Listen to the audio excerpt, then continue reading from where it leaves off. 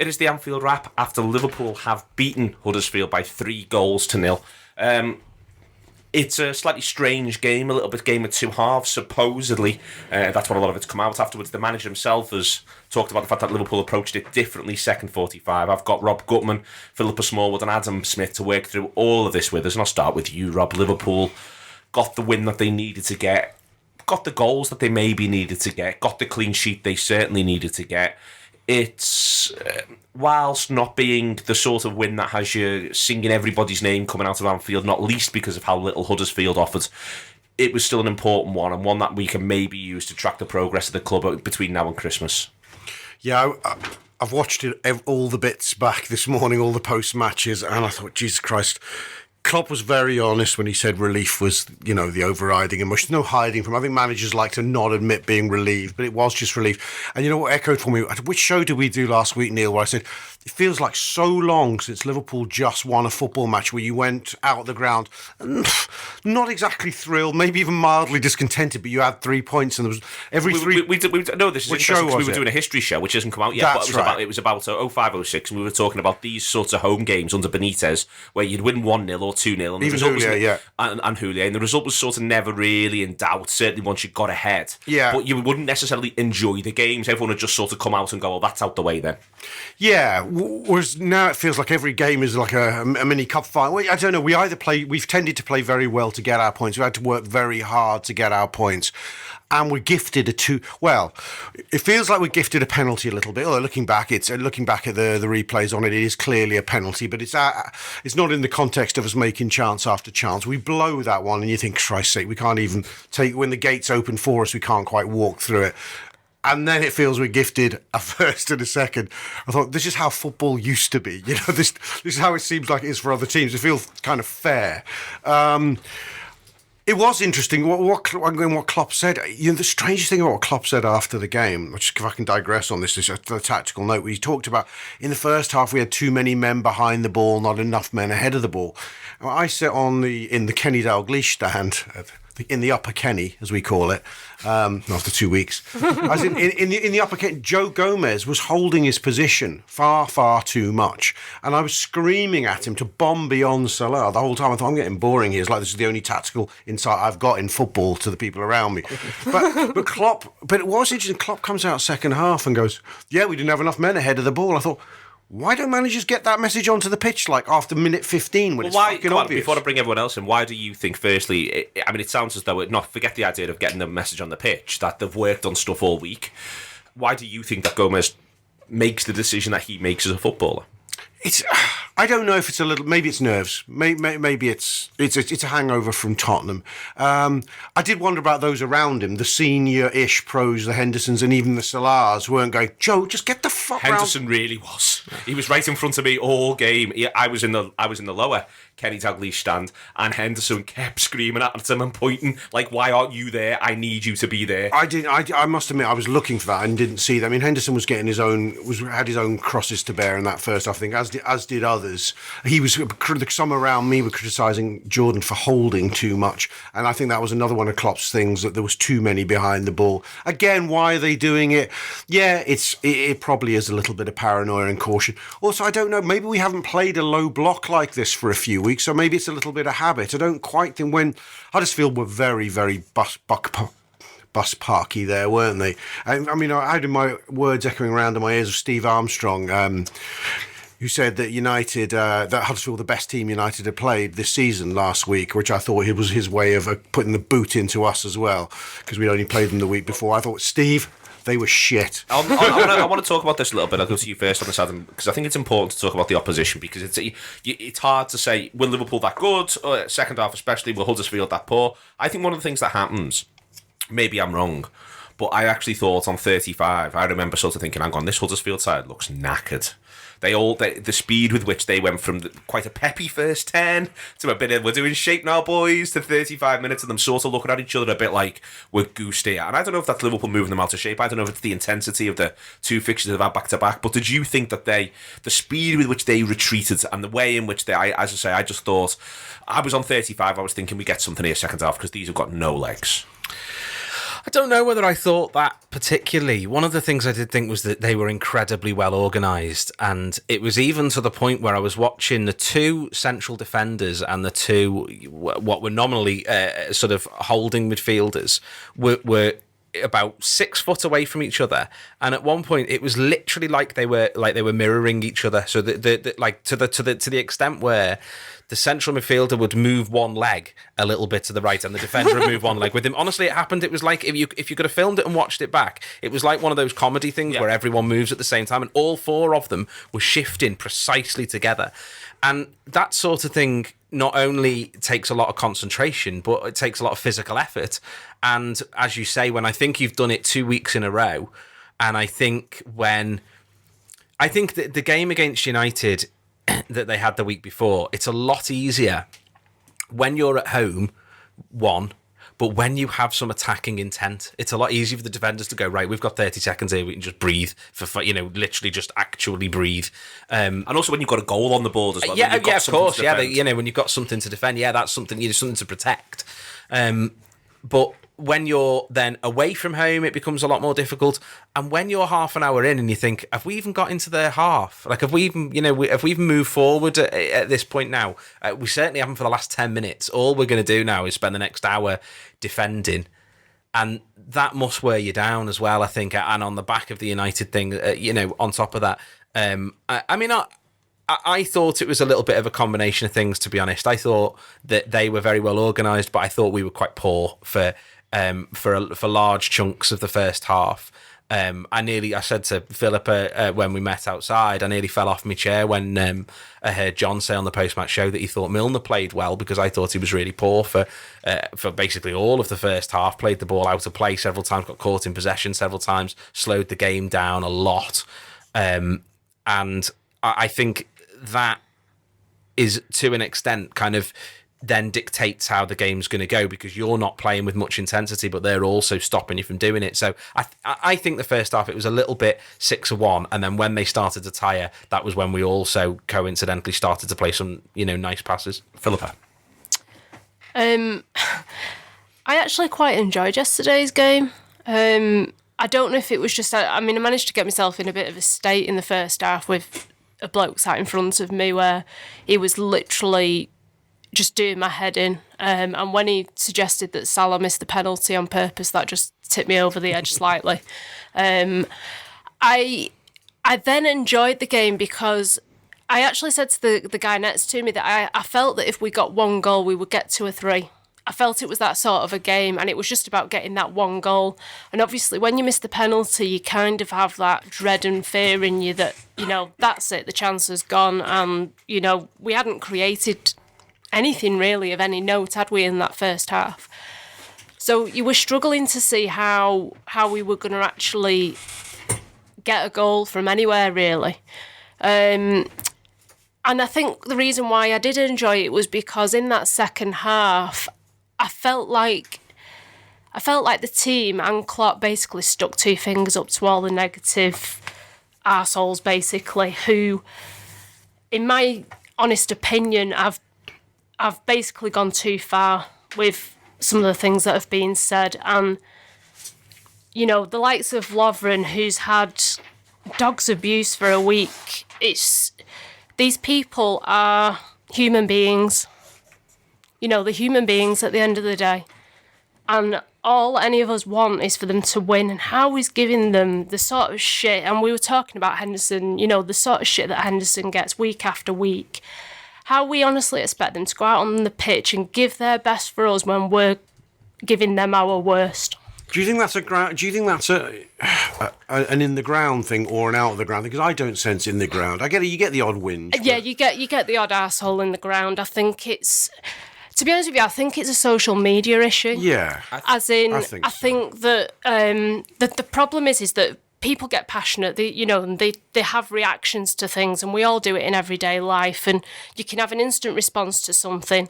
The problem with social media is that people put it down straight away, and they don't think about the consequences that might have. Once you put it down, it becomes your position as well. Exactly, That is the phenomenon that's it. of the internet. Yeah. Rather than just something you've just said to a fella in a pub, and you might go, actually, no, you're right. 2 minutes later, it's your position. Yeah, you've made a statement, and I just, I don't know. I would have more respect for people if they did that and then, like, you know, half an hour later or whatever, when they've calmed down a little bit and they went, do you know what, that was out of order. Do you know, either deleted it or whatever. I'm not bothered, but... I think it's there is something in it being a tough week. You get the impression of for the club, behind the scenes, for the manager, for everyone, that everyone's had, whether it's through comments in the sort of the public mainstream media from pundits, professionals, even people like us, things that are allowed, if you know what I mean, or it's things written down, whether it's on social media or whatever. And also internally, they've had to go back in, they've had to watch videos, they've had to look at that, they've had to sort of assess this season a little bit and look at one another. And I think that that's happened in the past. I mean, you know, when we are doing history shows at the minute, there's two seasons at the very least under Benitez where, I mean, I mentioned last week that you know, in 2006-07, on November the 12th, 2006, Liverpool lose 3-0 at Arsenal, and they were terrible. Sammy Hyypiä gets hooked, and Liverpool haven't won an away game all season in the league by that point. Yeah.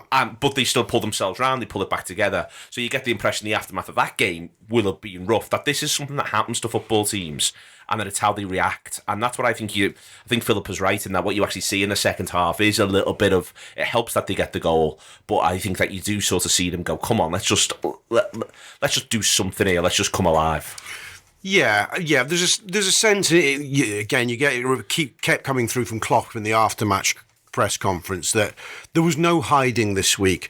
And although those of us who like to think we're more moderate and fair in our assessment don't like some of the harsher comments and reactions we hear around the scene, I think Klopp had decided that let's take this as it is as bad as it gets. Let's make this the bottom that we've fallen to now.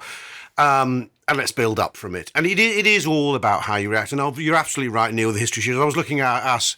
We've played 10 games now. So that's the famous 10-game mark. We've won 4, we've drawn 4, we've lost 2. If you say that quickly, that doesn't sound terrible. It doesn't sound brilliant, but it doesn't sound like, oh, that's a disaster. 1-4, drawn 4, lost 2.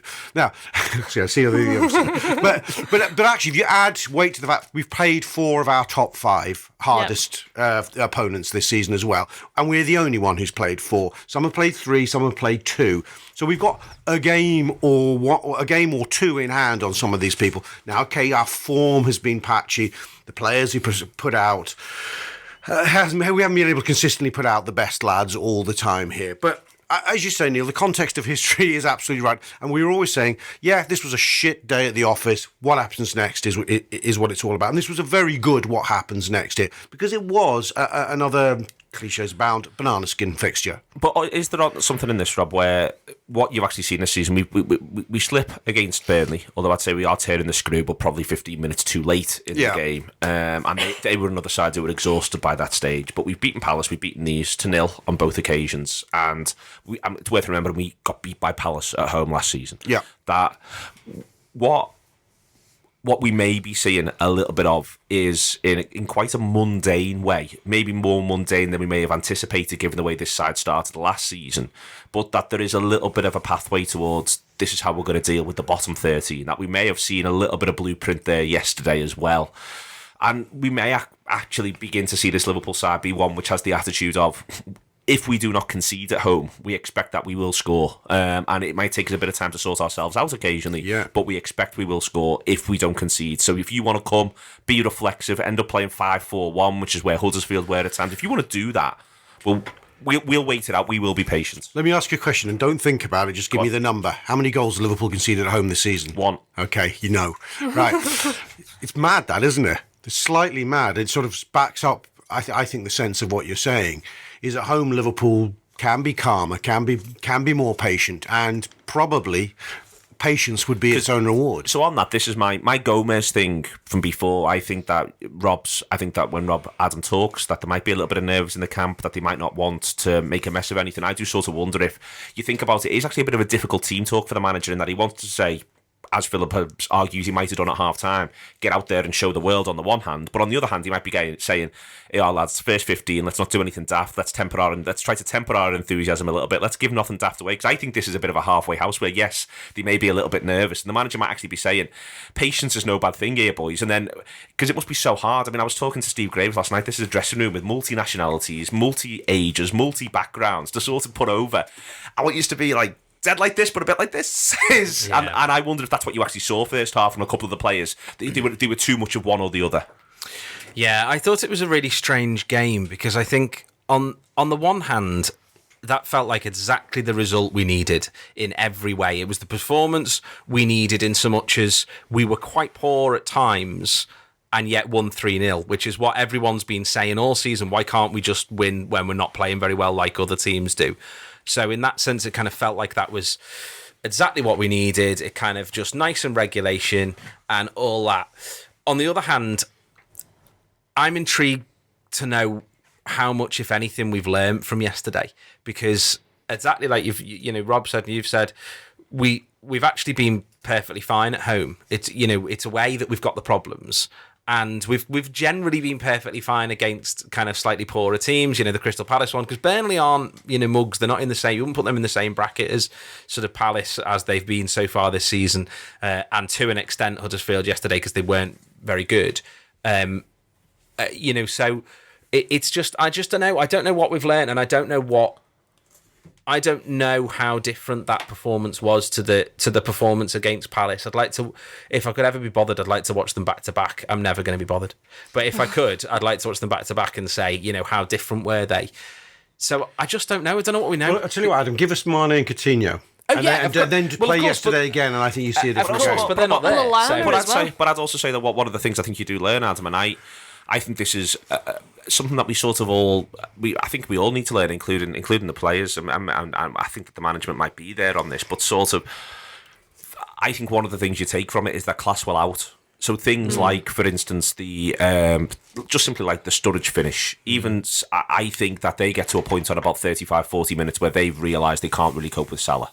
That if he gets on the ball, his touch and his quality is of something that they can't quite cope with, and so they have to start really crowding him out. And it's the Sturridge finish, it's the Henderson ball for Firmino, which leads to the corner. Do you know what I mean? I almost think that we've lost because we're so used, and I think it's so strange that we've basically spent the entirety of this decade not watching a game like that one very often. We, even when we've been brilliant, when we've had great sides who've got really good points totals or hammered people, the point is that they've been being great sides and hammering people.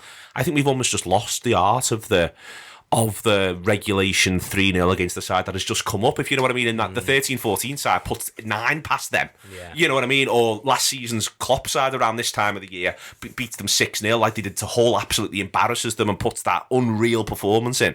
We've sort of lost this idea that, you know what, if everyone sort of has a 6 or 7 out of 10, and then there's 10 minutes where the boss lads all have an 8 or a 9, you win the game. I think that's what we've learned a little bit because we're just so unused to seeing it. It's what United do, isn't it? Yeah, and that's maybe a fair shout.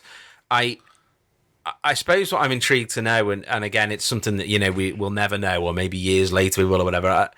I'd love to know whether that's what the manager's trying to say to the players or whether that's just kind of what's come out in the wash. Because this business of Liverpool aren't pressing with the same intensity this season as we did, last season, all that sort of stuff. I know the manager's made noises that suggest it's that he's been surprised by it when he said, we got the press back and that was needed against Maribor. It feels it's too regular and too common for it not to be tactical, that you can't be seeing that and going, oh, it's all right, it'll sort itself out. He must be, he's either telling them or he's not, I think.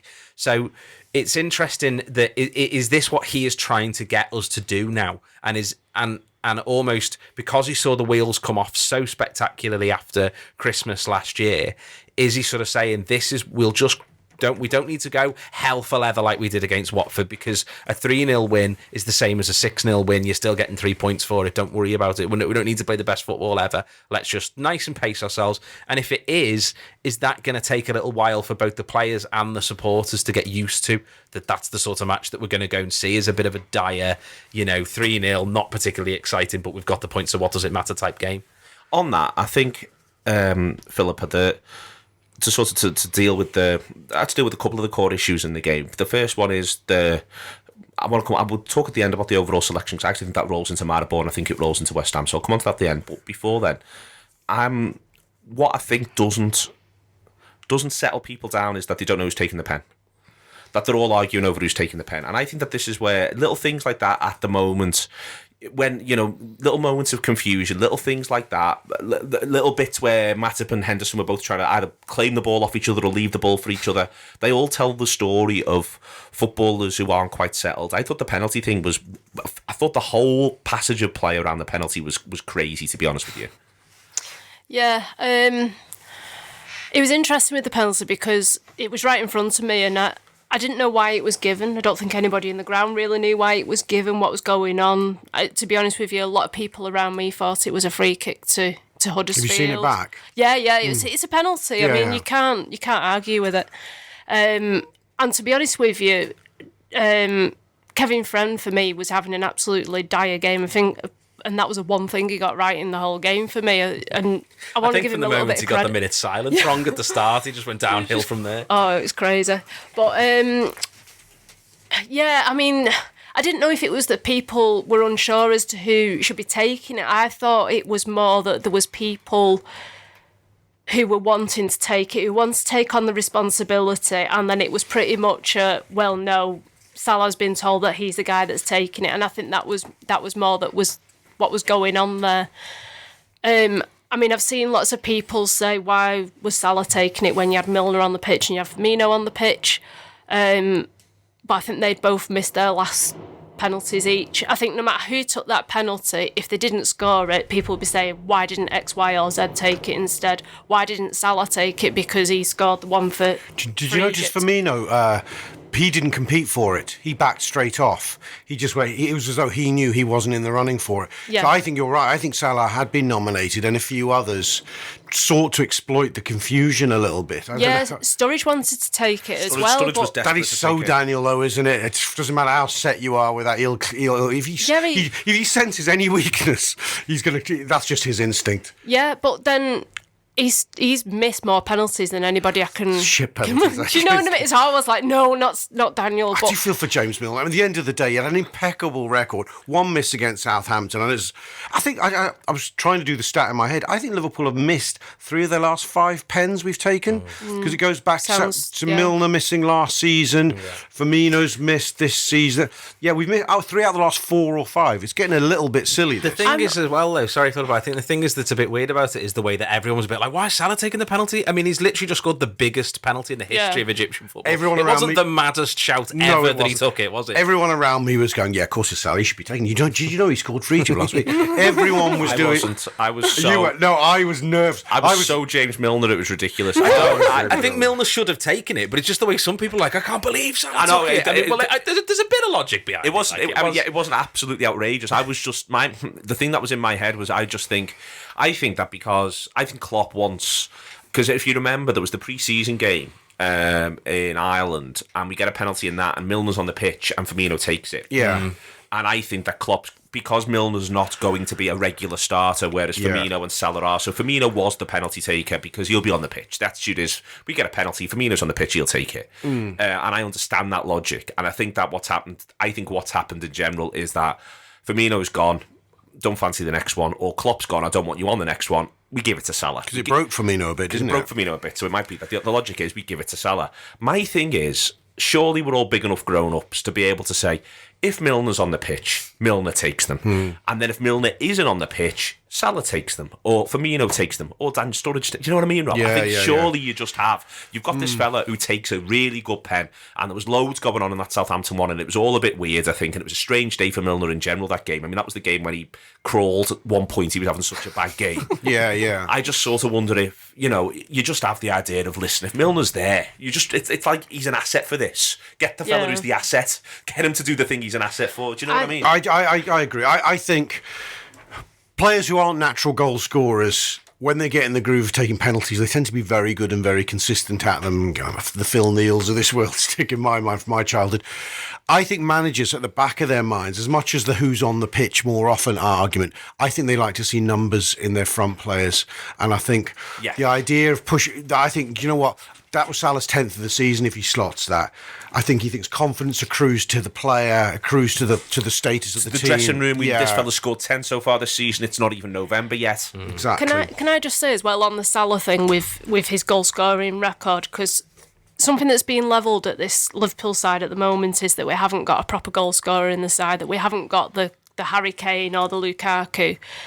If we had signed an out-and-out striker who had scored as many goals and been involved in as many goals being scored as what Salah has already, we'd be lauding them. Yeah. And don't get me wrong, I know us as Liverpool fans are like, Salah's been brilliant, he's been a great signing for us, but he's not clinical enough. That's been the attitude of it.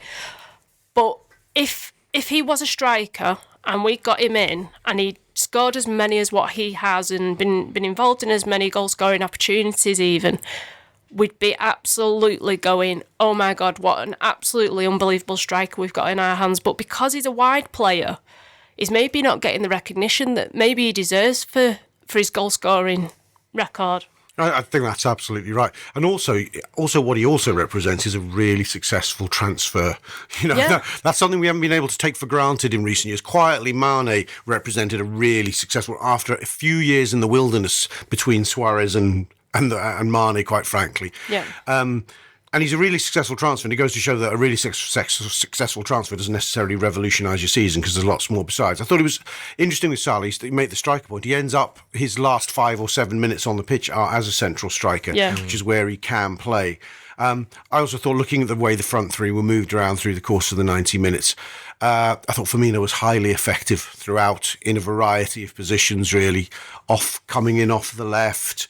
Tucky, almost a second striker, I think, at the point the first goal scored, isn't he? All but forces the flick header. Yeah. Yeah, so I think on that second half bit, Adam, what Rob's referring to there, when Firmino, was almost a second striker, I thought it was really interesting to see the use of Wijnaldum's second half, in that it seemed to me like he was almost playing 3 or 4 different positions. I think he actually probably formally, if you were to do the notation thing, plays 3 different positions in the second half. Left wing at the end. He ends up in the front 3. Yeah, I think that's what he wants when certainly if Firmino's going to be out on the left, I think he wants the idea that Milner and Wijnaldum are going to go and almost occupy that space and then let him move a little bit and have that freedom. But I think that's, again, one of the things that just wasn't working first half, that you see the difference first and second half there. And I think that it was a sort of necessary switch, because we were playing a team that had essentially no attacking ambition, and yet we were playing 3 midfielders who were all playing in a defensive mindset. And so I think the switch moving him forward is kind of also what helped us take the game to them a little bit and start to, what you were saying before, break them down a little bit more, was putting him higher up the pitch. And it's funny because when Chan came on, even though poor George said it was not Chan, it was Solanke, when he came on, the fella behind me went, that's a terrible decision. Why is he putting Wijnaldum forward? And then he immediately smashed the ball into the back of the net. And it just goes to show these managers know what they're doing sometimes, don't they? Yeah, but if he hits the bar, we've all got them, trust me. I'm one for an awful shout. Yeah. That's a standard. I was a bit down on Wijnaldum first half. I mean, my mate who sits next to me said he kind of needs to get his goal, Wijnaldum, in these sort of games. I think at home against the busier sides, the other top 6s, Wijnaldum has always looked at his very best for me. He's involved in the play, and he's usually the guy who can ghost in as well and offer a real goal threat. Away from home, sometimes the game can pass him by at times, and I think sometimes against the low blockers, the bus parkers, I think the game can pass him by, because I think he's briefed with, get in the box, get us a goal, Ginny, but he's not quite sure where his position is half the time. He's not, it's what old money used to be called the David Platt role, and I think at times he's anonymous and we lack a player. His movement has to be superb, I think, and he's redeemed by the goal, I feel, a little bit yesterday. Am I being harsh? Is he being harsh? I don't think so. I don't think he was great. No, first half in particular, but I thought all the midfield were struggling in the first half, so I don't think it was that he was playing particularly poorly. I just think as a midfield it wasn't really working. No. Did you feel, there's one of those times, when things are down and you come off the back of a 4-1 defeat and you're 0-0 at home to Huddersfield, you haven't got a good view of anybody really in life. No, exactly. And I was suddenly sitting there and thinking, fuck me, we need a Naby Keita. Well, certainly a player as good as his reputation is, and then another one of them. Because these 3 lads feel quite pedestrian. And when I said maybe Chan should come in, people around me go, oh, not him, he's even worse. It was that kind of mindset in the ground. So it's hard to see the wood for the trees when you're not in a good spell. Yeah. How good are they, though, these lads? This is what I'm asking myself. I think the Wijnaldum thing's really interesting, and I think that there's some footballers who just need to be constantly involved. And so I think this is the Wijnaldum better game, better opponent thing in that he was also, we talk about him being not being great on the road, but I think one of his best performances last season was away at Chelsea, when him and Henderson both have excellent games when it's 2-0 and 2-1 and consistently there's the filming something. If you can hear a rumbling or a banging, the filming on Water Street. It's not the Water apocalypse. Street. No, right. it's not the apocalypse. It's that there's filming happening. Haven't finished his show. There is something in there, where I think if some footballers, it's strange you mentioned the David Platt thing, there's some footballers who not being involved in football matches and then emerging suits, and then there's some footballers who I think just need to be constantly involved and feel like they're certainly in midfield and feel like they're always in the game. And one of the reasons why I think you praise someone like David Platt, or to go even further back, John Walk, is another reason why you, as I've heard you do in the past, would also damn them in terms of where are they? He might get 18 goals, but what else is he doing? Yeah. And that can sound ridiculous to people, but your point would be, well, I need to. If you're playing centre mid for Liverpool, I need you perpetually involved in the play. And I think Wijnaldum is a little bit like that, but he steps up in these bigger games where everybody's got to be counted. I think Maxi Rodriguez was a bit like that too. They're players that can really personally frustrate me. I mean, my favourite stat is goals scored by a player. But I think an underrated stat is how many times you touch the frigging ball. Certainly if you're outside of the defensive positions, I think that tells a lot about a player. He was shit because but he was involved. To be fair to that type of player, a lot of it's about movement and about run. Do they take people away? I think I look back and say maybe there was a lot of love for Maxi Rodriguez, and not a lot of it was from me. I have to say I was always quietly pleased when he was on the bench. But I think did he not run down the wing for you? He didn't run down the bloody wing. He ghosted in diagonals and scored an unreasonable amount of goals to not support my case. But I don't know. How annoying! How frustrating! How unreasonable of you. I have to say, Gini Wijnaldum isn't quite that kind of footballer, because there's times where you look at him and he's strong in possession, he shields a ball well, especially in the type of games we're talking about. And I'm not damning. In fact, I suppose I'm broadening my thing to say I'm not sure of the level of all of our four. Jordan can be exceptional. Emre Can can be exceptional. Wijnaldum can look like an internet, top elite level player. And who's the one I'm missing out? And 2 weeks ago, James Milner gave one of the finest central midfield performances I've ever seen against Maribor. No, it was fantastic. Seriousness, he was fantastic. So they're all good lads. What I'm wondering is, I think their A games, to put this into crude number terms, are 8.5s, 9s, but when they drop below that, I feel they're too quickly 6s and 5s. Those players. I just wonder. I look back to our most recent golden age in midfield, which is Gerrard, Alonso, Mascherano, even Momo Sissoko and Haman overlapping that era, and think, shit, would any of these lads push those lads out of the way? And I think it'd have been a struggle for them. I think that Wijnaldum is one of those players who it feels like what his instructions from the manager is vital to understand whether he's having a good game or not. And I know that sounds a bit daft, because you don't necessarily think that with Xabi Alonso, what's he been told by the manager, but it could be very easy to say, Wijnaldum's been doing nothing this half. But the manager might have said, I want you patrolling this area and watching this player because he's their danger man. And it doesn't matter if that player doesn't get the ball, you stick with him. And, the manager might go, Wijnaldum's done every single thing I asked him to do there, perfect. But as supporters, you go, he did nothing all game.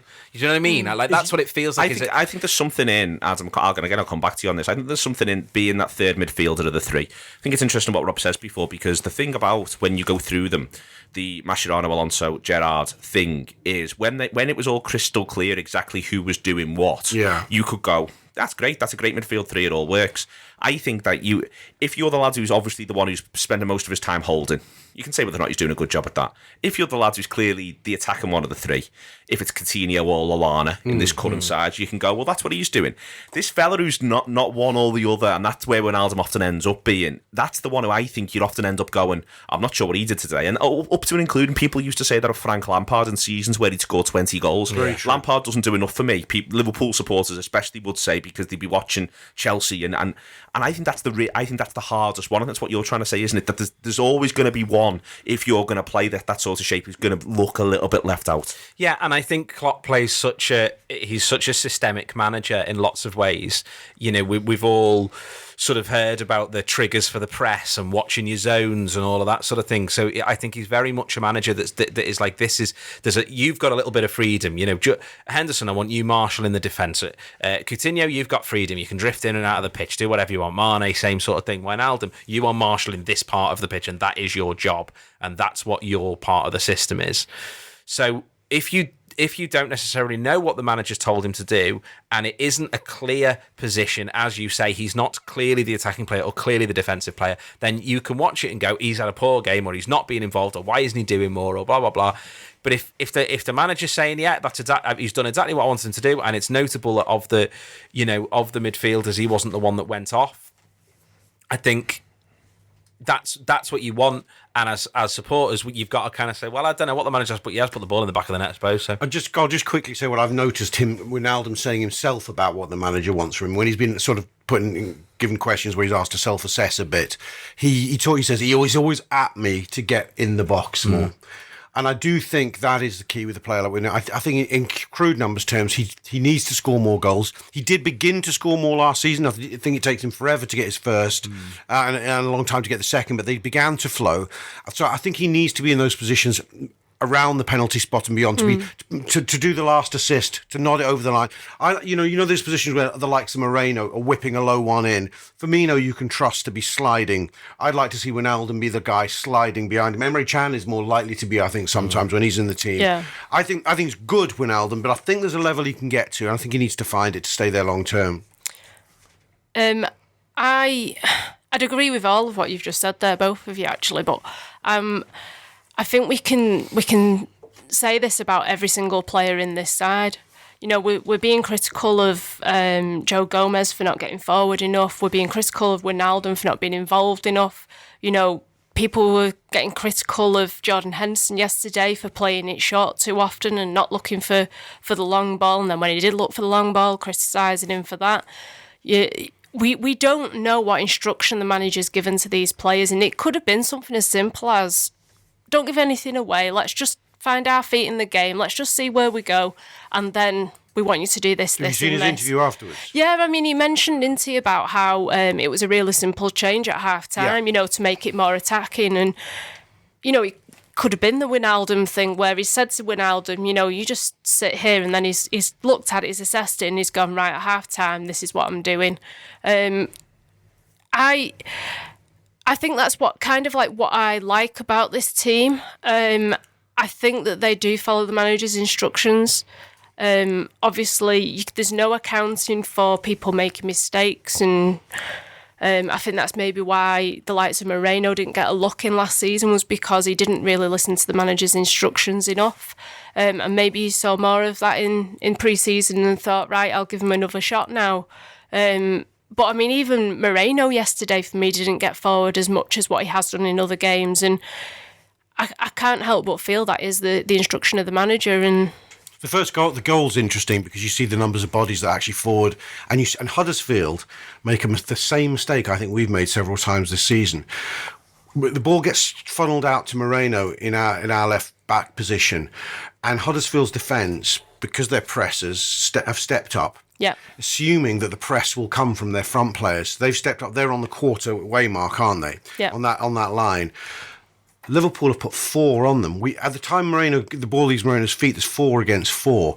But Moreno isn't pressed. And I think, you remember that the first goal City score against us was just, it's not a high ball, it's a straight ball through our defence. Yeah. But there's no pressure. The defenders do what they think they're meant to do, which is to step into a position which allows the play to be compressed and helps a pressing team do what it's meant to do. But if the front players switch off and forget they're pressing, and I think this is 100% where Lallana is the big miss, because I don't think his instinct is to forget that that's the core part of the job. I don't think he switches off. I may be lionising him in his absence, or remembering him as never making a mistake, which is probably incorrect. But I do think if you're going to, the defence have to trust that the forward lads are going to do that. Otherwise, it's a very simple ball. Now, it ends up being a sort of a mishmash of a ball, but the reason we get the goal, and it's a simple-ish goal in the end, is because of numbers. If Firmino makes that touch and not Tommy Smith, is it Tommy Smith who makes the flick? Yeah. If Firmino makes the touch, it still goes to Sturridge or somebody else's, or the 2 other lads who are just running either side of him.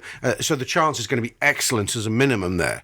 The thing is there with that goal in particular, Huddersfield think that they've got that boxed off, because they had the man right next to Firmino, who was there if the ball's tried to play through on the floor. Yeah. And then they've got the guy stood in front of me, who was Tommy Smith, who can cut it out if he's tried to put over the top.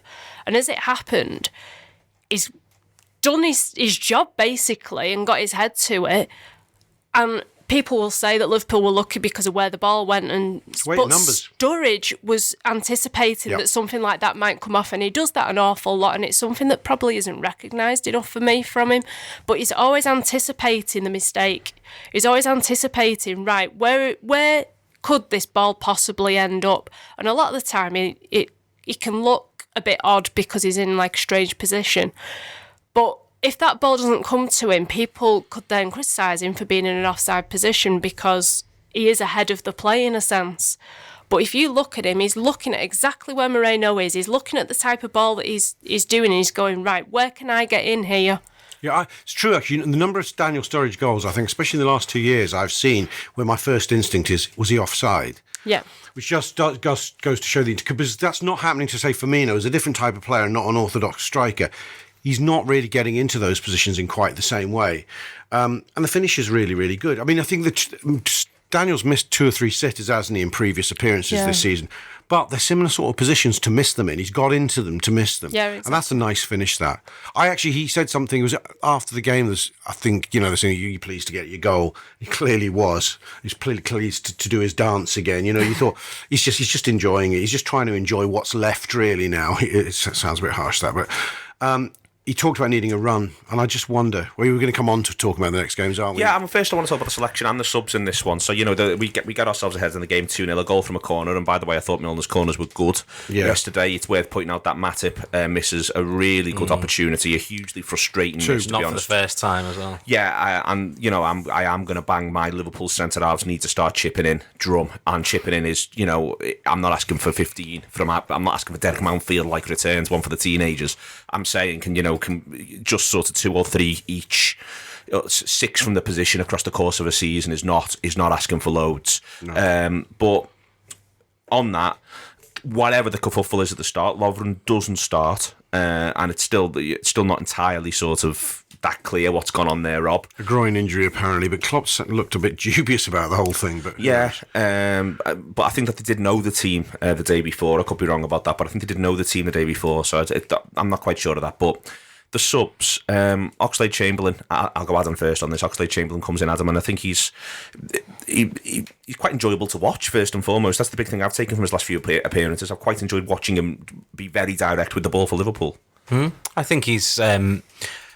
I think, as is so often the case, when there's a player who people are perhaps a tad dubious about when you sign them, you then kind of don't give them the benefit of the doubt. And if they don't have a particularly good first game, then that can kind of be the mindset that you take for them, moving forward. And he wasn't great in the cup game against Leicester, but in pretty much every other appearance, he's done exactly what you want him to do.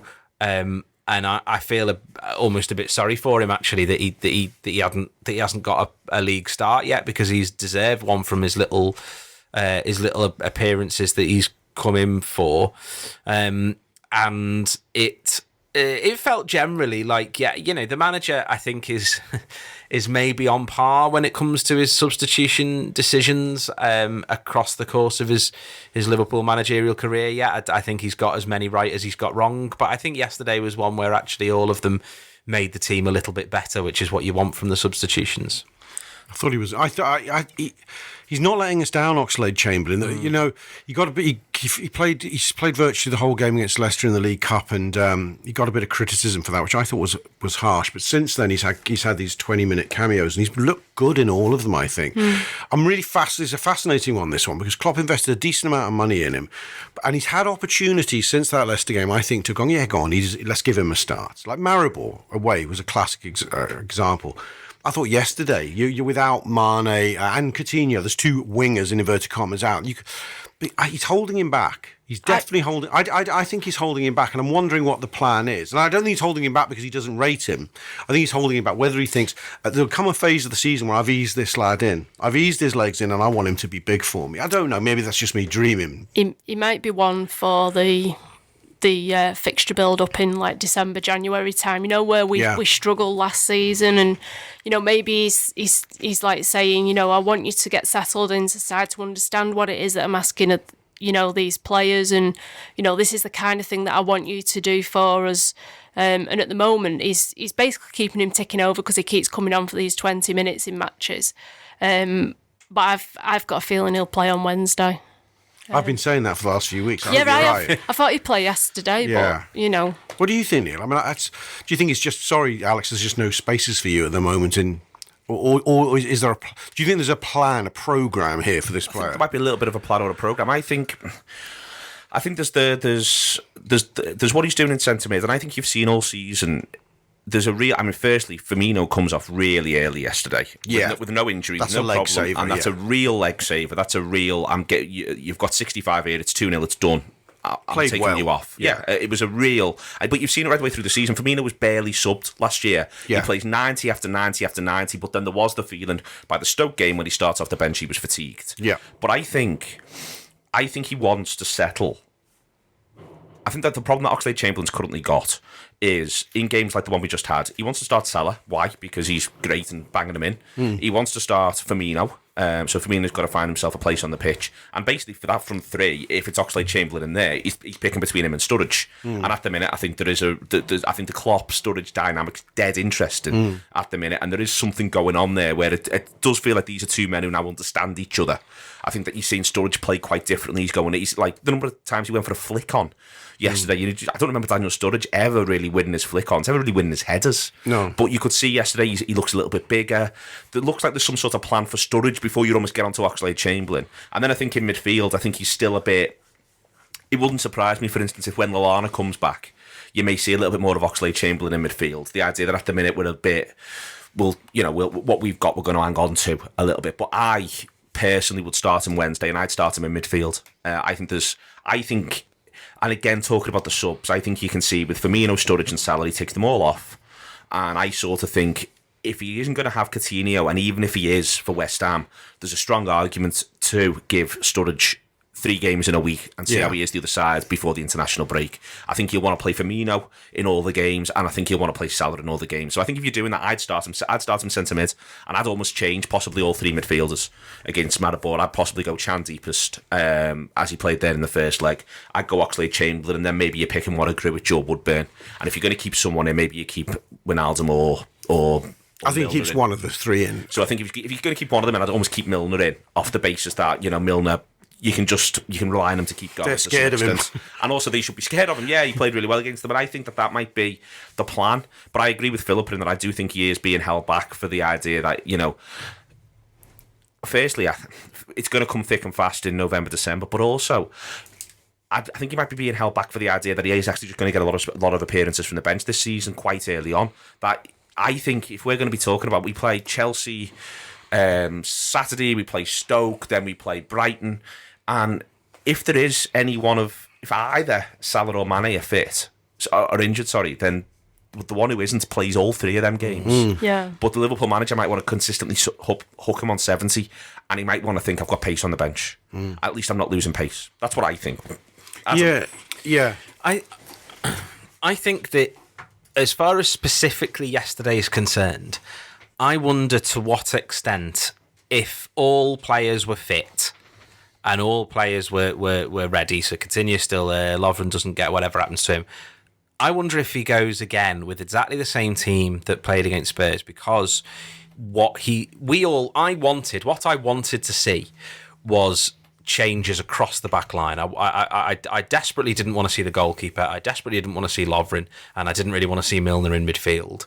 And if we'd have gone if Lovren hadn't got injured, that's exactly what we would have seen. And I wonder whether the vast majority of people are calling for kind of sweeping changes. And what Klopp's decided to do is go, actually, no, we're not going to do sweeping changes. What we're going to do is what the pundits and things have been slagging us off for all season. We're going to not let the fullbacks bomb on. That we're going to have an actual back 4 that are going to keep as tight a back 4 as we can. So Moreno is not, as you said before, Moreno wasn't really bombing up the pitch, which is weird for him because that's pretty much what he does.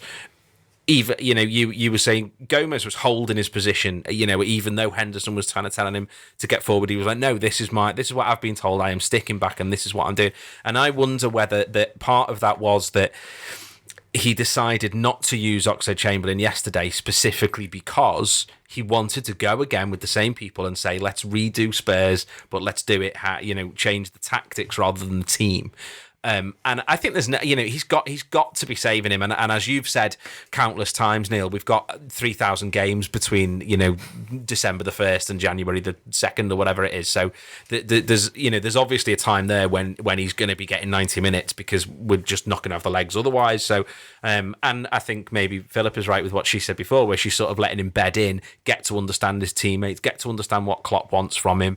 And because I said after the Leicester game when everyone was going, oh, what a waste of money he was, but all that sort of stuff when people were jumping on his back. Even now, even though he's been here for a month or so now, he's still very much a Wenger player. He's still very much, that's what his training has been for basically all of his career. So to get into the Klopp mindset, who plays in a totally different way and asks for totally different things from his players, is going to take a little while. And I think it is about putting him into the game so we can sort of ease him in gently, let him sit, and yesterday was the perfect one. Put him in when it's nice and easy, much like Maribor. The game's won. Put him on, let him get 20 minutes with us, because the previous ones we've already been 4-0 down by the time he's made comes against Man U and is very, very bright. And I thought he looked brilliant against Man U, gives us something. I also want, here's a player we forget. My only reservation about signing him was the biggest by a mile was the injury situation. So I wonder whether they sort of, Klopp says, you know what, I know you've had a pre-season with Arsenal, but we're going to do your parallel Klopp pre-season. Mm-hmm. And I think that might be going on so that we have you when we need you to be a high or you might be saying to his staff, Klopp, the lad's got to be a high impact presser, worker, in a way that has previously broken him when he was younger under Wenger. He needs our regime, and it might take 3 months of giving him bit part roles. Yeah. I think it could be something like that, because I don't think he's paid 35 million for him to kick his heels, quite frankly. Definitely not, no. The other one that strikes me as interesting for the week, I've just seen the under-23s team for today. What is it? And, I'm not going to go through the whole thing because people can find that out. But also, what strikes me as interesting is Solanke starts, but Woodburn's not even on the bench. Ooh. And that straight away makes me wonder whether or not he is thinking to himself that it's an opportunity against Maribor to possibly get Woodburn on the pitch, that maybe he will make a significant number of changes in the midfield, because the thing about going out the League Cup, and I do actually think you've partially seen the benefits of that this week. If we'd have had a way at Leeds, slap bang in the middle of the week we've just had, and then got beat in that, and you know what I mean? As much as you want to be in everything all the time, but one of the negatives is it means a few of these lads now aren't able to get on the pitch, and I just sort of wonder if he might in his mind be thinking I can get 90 minutes into Woodburn against Maribor. Am I right in thinking that Woodburn wasn't originally on the bench? No, he comes in for Lovren. Oh, does he? Oh. Yeah, and there was another lad, and I don't know who it was because it was up the other end of the pitch to where I was sat, but there was another lad involved in the warm-up, and just Woodburn and this other lad were just passing between each other. So there was obviously a couple of them there that was involved in like the first team day sort of thing. I wouldn't be surprised at all if he sees Woodburn as kind of being the Coutinho type role, maybe Coutinho Lallana. Yeah, that sort of kind of player that he comes in and maybe he wants to have a look at him against Maribor, or maybe he'll just be on the bench and somebody to come on with 30 to go if it's going all right. Is Trent in the under-23s today? Because I noticed he isn't. Not on the bench. No. I think he'll play Wednesday. Yeah, I don't know if he'd picked up an injury or something, but the murmurs coming out of the under-23 camp is that Grujic is really pulling up some trees. Grujic also is not in the under-23s. Yeah, and on the bench yesterday. I'd be a little bit worried if we decided to treat this like a League Cup team against Maribor. I know we made Maribor look absolutely like they were a League 2 side. But I'd start the same front three. Yeah. I genuinely start the same front three, but off the basis of the fact that you might want to start it against West Ham, and I think that the more that they all play with each other, with that West Ham game on the horizon, I would genuinely start the same front three. I wouldn't mess about with that. I'd start the same front three. I'd start Matip and Lovren at centre half if Lovren's fit, and I might change the full-backs. It's in the midfield where I might decide, let's have a little look, but I would genuinely start the same front three, and also as a confidence-building exercise, get them on the pitch, and if we can make Maribor look not great again, it's an opportunity for some good attackers to put the ball in the back of the net. Yeah, people to sort of put some numbers on their goal tallies. I mean, I don't know if Coutinho's been ruled out. He was more 50-50 than some of the media had thought for this, so Klopp might want to give him a run out.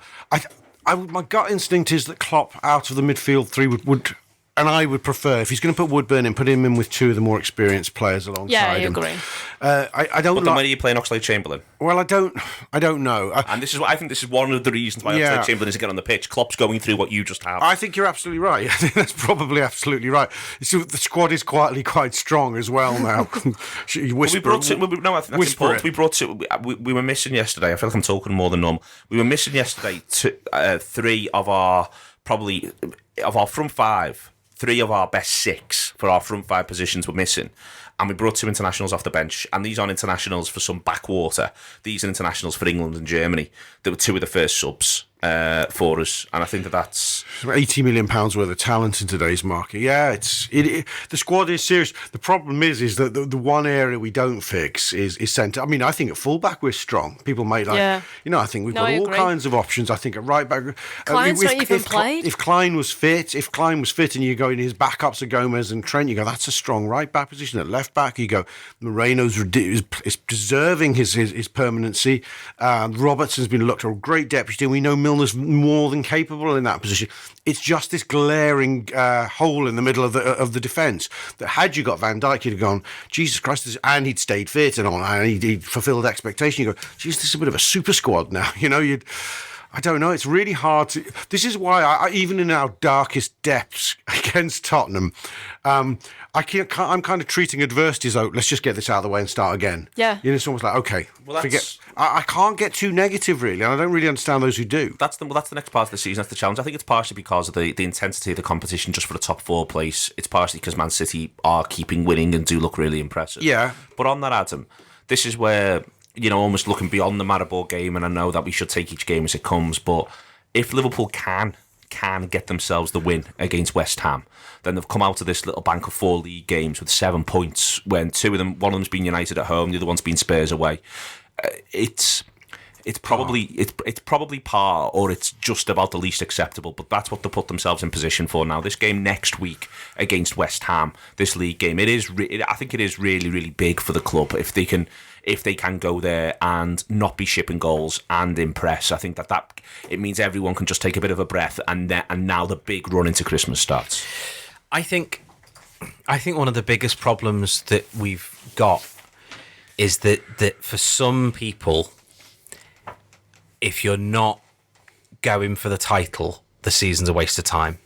And I think that's a really dangerous mindset that can mean that you then look at some runs of form and some games and think, well, can't believe we drew away to Newcastle. Well, that used to be a difficult game. I know it's not the same anymore. They've been relegated, blah blah blah. But Benitez is there. They're not a bunch of mugs. It's I think that it's obviously there's nothing I want more than for Liverpool to win the title. It's what everybody wants and it's the big aim. But City are currently in unbelievable form. They've won 5 out of 5 in the league, maybe more than that. They haven't lost yet. They won 9 out of 10. 9 out of 10 and drawn the other one. So 9 out of 10, drawn 1. That is insane form. And that is not form that pretty much any other side has shown, apart from Chelsea last season, who went on to stroll to the title with 25 games to spare or whatever it was. So I think that it's a really dangerous mindset to think if we're not challenging for the title, then it's a complete waste of time of a season.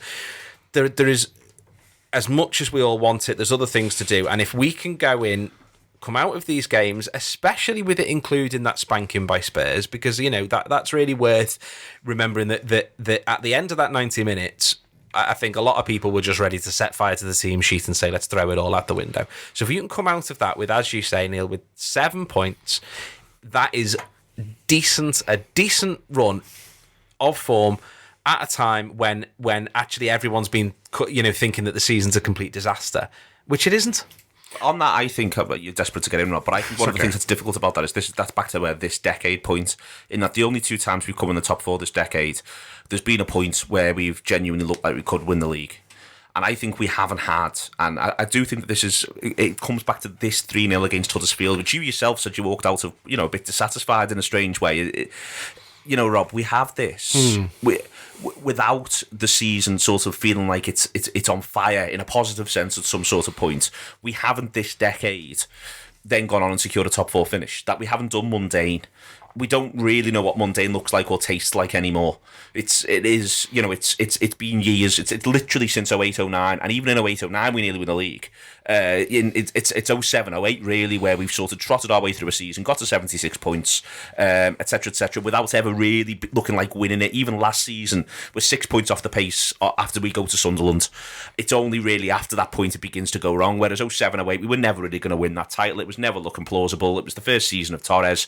06-07, I've said before, we haven't won an away game by the 12th of November, but you expect us to get the top 4. Do you know what I mean? We haven't actually had this for 10 years. No, I think... It's collective memory. It's the players as well. We have a problem. We have a problem being understanding what our objectives are. There's a mantra. There's the primary objective mantra, which we're all about winning the league. I think all supporters say that to themselves at the beginning of the season. But it almost seems to be that we say it to ourselves to set ourselves up for the inevitable fall. That if you don't make the challenge, you are going to be 10 points off the pace by the middle of November or more. I think in a way, we're just doing this history show sort of at the moment, Neil, aren't we? The 05-06 season, which is a season where we finish on is 83rd place at 82 points and win the FA Cup. But Liverpool are nowhere in the title race at this time of the season. No, Chelsea are played 22, won 20, drawn 1, lost 1. It's ridiculous. Like City this season. It's an interesting comparison. But you know what? Liverpool have just won the European Cup. The pressure's off. I think, in a sense, the Holy Grail has been reached. I think if we'd won the league 2 years ago, I think we're a lot more relaxed about whether we're in contention for the league now. In a strange sort of way, although you should say, well, we win the league, we should win it again. Actually, I think in a way people are going, no, it's okay. I think the Rodgers season sort of raises the expectation that it's not stupid to dream about winning the league. And it isn't, by the way. And it isn't. And Klopp does it again last season. By the end of November, it's a very, very sensible ambition. But sometimes the stars have to align for you, Rafa wins 2 leagues in Spain with 79 and 80 points when Real Madrid and Barcelona are in disarray. Fantastic by Rafa to exploit that, but the stars aligned. And sometimes that, when we stormed to the edge of a title in 13-14, it took Chelsea and Arsenal to combust. And City to have enough blips to keep us in the running. The things have to, and sometimes you just can't do it. And I think I'd like us to look at 05-06 as our model and go, you know what, let's re-establish ourselves, let's get a good points total, let's get a good average, and let's feature in the Cups and the European Cup. I think that one of the really interesting things actually is that on the one hand, you often say, Neil, that you hate the idea of kind of 5-year plans and things, and I completely agree because football changes in a heartbeat, and that's totally fair and totally right. And we should start every single season with the title being the ambition of what we're going for, whatever, because that's what we should. That's what you should do. It is not laughable to say we're going to, we should try and win the title.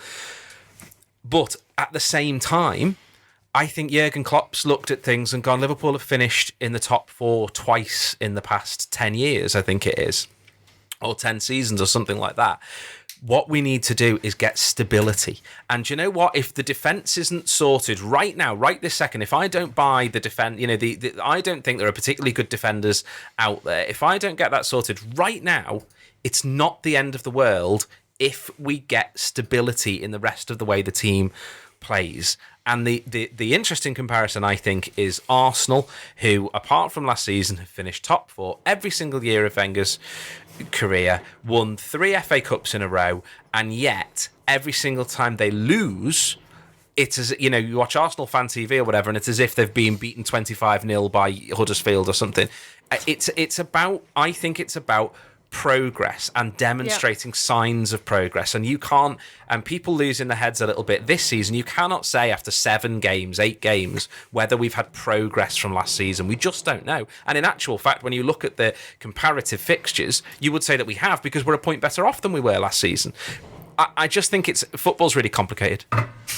That's my summary line. I think it is, but I think that's my worry with all of that sort of stuff is that you can end up treading a dangerous line, and that's but it is that's I think that's the point. It is a dangerous it's a high line, wire and that exactly, and that's what it is, and ultimately you cannot, I said, I actually used this line when we did a transfer show in the summer, but I think it's also true that after 8 games, people were trying to desperately do an autopsy on a season that wasn't dead, and that you at the end of the season you can look back and go, this is all of the ways we went wrong. But if Liverpool, it wouldn't be out of the realms of the possible that Liverpool end this season on 70 plus points, 75 points. I'd be disappointed right now if we didn't get 75 points. But that's exactly it, and that's a perfectly fine thing to get. So if we finish the season on, say, 78 points, we're demonstrably better than we were last season. So then you could look back and go, right, well, so now what do we need to do to get 81 points? What do we need to do? 85 points? How do we go the next step? And it absolutely is a high wire act. But I think the problem is that Liverpool teams for the past decade have either burnt like a bright star or been completely dreadful. And this, exactly like you say, which comes back to the original point, the regulation wins and the regulation games where it's a bit of a dour match, but you know what, we've got the 3 points, is what we need to do to just get ourselves back into stability, which we haven't had for the best part of a decade. I think the perennial question of ambition and what it should be is, I think it's when you ask yourself the question, as I said, I was lucky enough to grow up watching Liverpool teams win titles week in, week out. Funnily enough, it wasn't really talked about at the beginning of the season that the primary target this season is to win the league. It just wasn't talked about. We knew we were very good. Paisley's mantra would always be, I'm not going to talk, and Dalglish subsequently, we're not going to talk about this until May. This is simply not going to happen.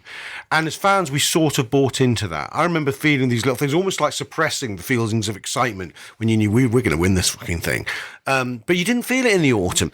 So there was that mindset that really leaked ambition is when you can actually do something. No, hang on, sorry. I just want to say that for me, you want ambition when it's in sight, when 4 games wins you it. But the other time you want it is when the season's over.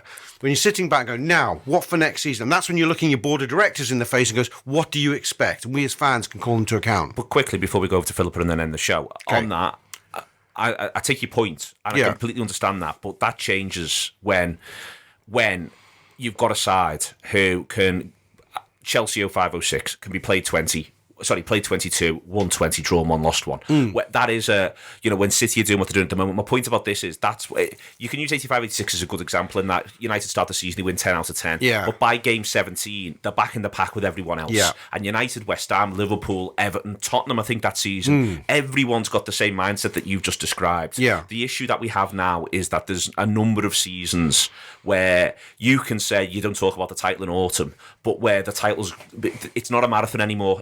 I would say it's an 800-metre race. It's 2 laps of 400 metres. And you can find yourself, as autumn turns to winter, in a situation where you just simply know, and that unless there's a collapse from somebody, it's not going to happen.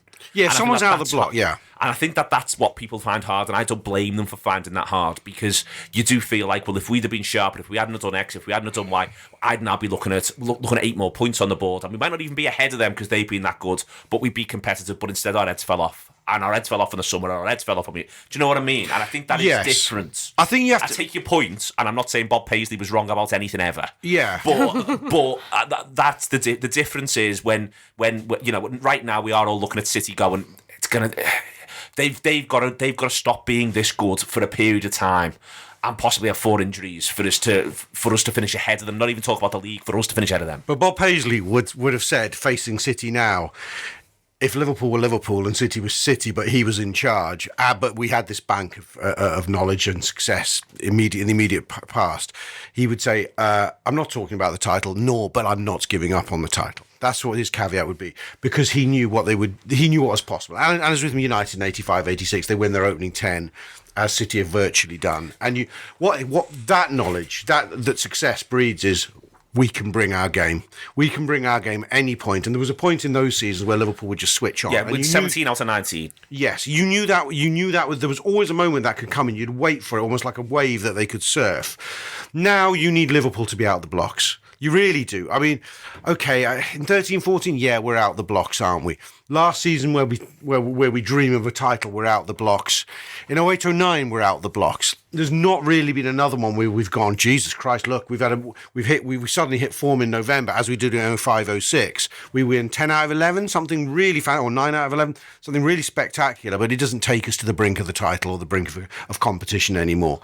I don't know. I suppose there's no muscle in it. Because in November 0506 we go on, we win 9 out of 11, but Chelsea are still 14 points ahead of us because they built up that 14-point lead, and it doesn't matter what we do. There's some good teams around because they are that good. It happens rarely though. So sorry to cut across you, but the one thing I would say is it actually doesn't happen that often that a team goes and just is not. You can't get anywhere near them. So actually, our start to the season is more like what most teams' starts to the season are most seasons. We've got to the point where we've won a few, lost 2, drawn a couple. That's sort of what happens. And then it's as the season goes on, teams get into the rhythm, like Chelsea did last year, where they get into the rhythm, and all of a sudden that they've won 10 on the bounce. Some people are going bloody hell. It's not usual for a team to do exactly what City have done, exactly what United did that year, where they've won the first 10, 15 games, and everyone's going, well, they're 20 points ahead of everyone. They're clearly going to win this. But so it's not, But yeah, I take your point. But sorry, Philippa, I didn't mean to cut across you.